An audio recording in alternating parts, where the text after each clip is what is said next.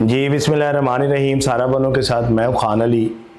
तो चंद दिन पहला एक माँ जी की इन्हां दी मैं वीडियो बनाई सी ते काफ़ी परेशान सन। परेशान इस वजह तो सन कोई धी पुत्र कमान वाला नहीं सी ते सारी ज़िंदगी इस मेरी माँ ने लोगों के झूठे बर्तन मांज के ते घर का निज़ाम चलाया।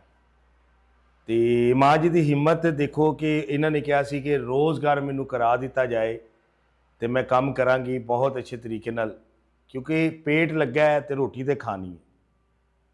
तो एक जी मेरी माँ जी का जोड़ा बच्चा है तो वह भी इलादा हो गया है, अपना करता है जो भी।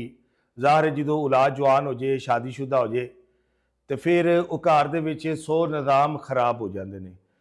तो अज अल्लाह से सोने ने इन्हों रोज़गार लगा दिता तो माँ जी करन दे करके वहान दे भी ए होंदी हिम्मत।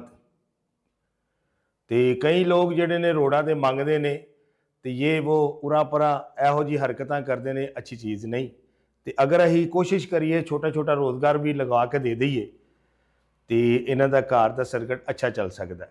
जी अस्सलाम वालेकुम माँ जी। माँ जी अज तुहानू रोज़गार लग गया तो इनू चलाया जे, ज़ाया ना करें। तो उन्होंने से दुआ भी जरूर करनी है कि जिन्होंने लगा के दिता है,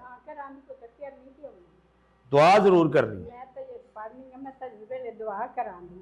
मैं हर एक दे अगे दुआ करनी है, बच्चियों वास्ते भी करनी, किसी वास्ते भी करनी है, जिन्होंने ला के रेडी दी उन्होंने वास्ते भी करानी। मेरे पुत्रा मेहरबानी, बहुत बहुत मेहरबानी, बच्चिया तुसां ला के दिता, शुक्र अदा करा दी 100 बारी करानी मेरे अपने। देखो कि किसी के अगे तुहानू तली ना करनी पवे। उस तो बाद है वे कि उस शख्स आसे, उन्होंने जानो माल आसे, उन्होंने बच्चों आसे, उन्होंने हाँ दुआ याद रखा जे और इनू चलाया जे, ज़ाया ना करे जे।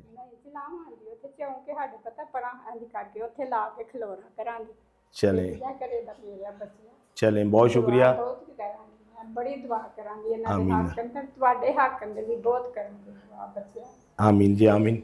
तो इस तरह ही असी अगर लोगों थोड़ा थोड़ा करके रोज़गार दिता जाए तो वेखो कोई ढोल वाला नहीं जे खिला रहा कि पब्लिकसिटी आसे तो 200-250 व्यू पैंदा यूट्यूब के उत्ते, तो किन्ने किन्ने वेखना हुंदा है।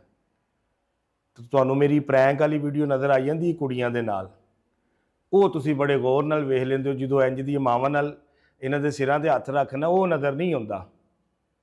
तो फिर वेख लवो यजीज़ बड़े ने ना मेरे यूट्यूब चैनल पर, तो कोई गल नहीं, यजीज़ा मैं आप ही पजा लाँगा।